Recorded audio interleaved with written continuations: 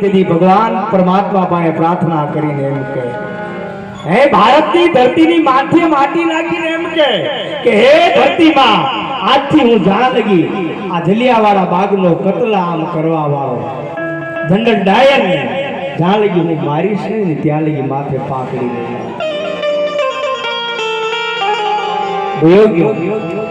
પણ બરાબર 5 વર્ષ લગી આપણી ભારત ધરતી અંદર ફર્યો પણ ક્યાંય જનરલ ડાયર મળ્યો નહીં. અને મળ્યા નહીં પછી કોઈ એટલું કીધું કે એ તો લંડનની ધરતીની અંદર વહી ગયો છે. જેથી કહેવાય કે સમુદ્રના માર્ગે ઉધમસિંહ ત્યાં જાય અને એક કેન્ટીનની અંદર નોકરી કરે.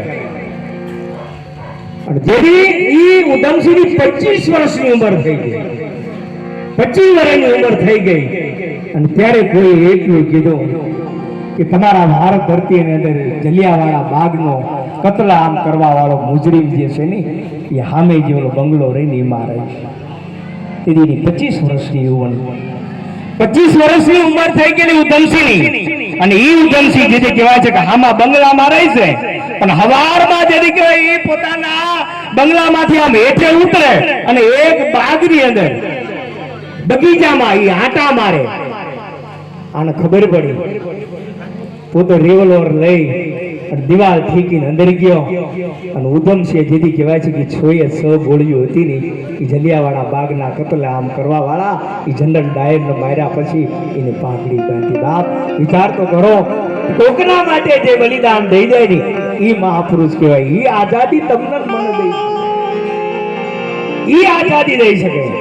શિવાજી મહારાજ કે નહીં, શિવાજી મહારાજના બાપુજીનું નામ શાહજી અને બે જેથી કહેવાય જીજાબાઈ અને શિવાજી મહારાજ ઘોડા લઈને જાય. બગડ ધમા ધમાધમ, બગડ ધમા ધમાધમ, બગડ ધમા ધમાધમ.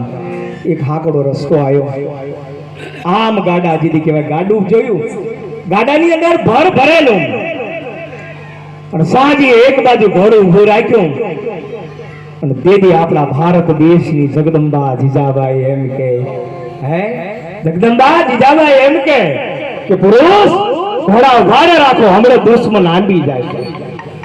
તો શું કરવું? આ ભર ઠેકાડી દે કે મારી હિંમત નથી હાલતી. તમે વિચાર કરો. જેથી ભર ઠેકાડ્યું.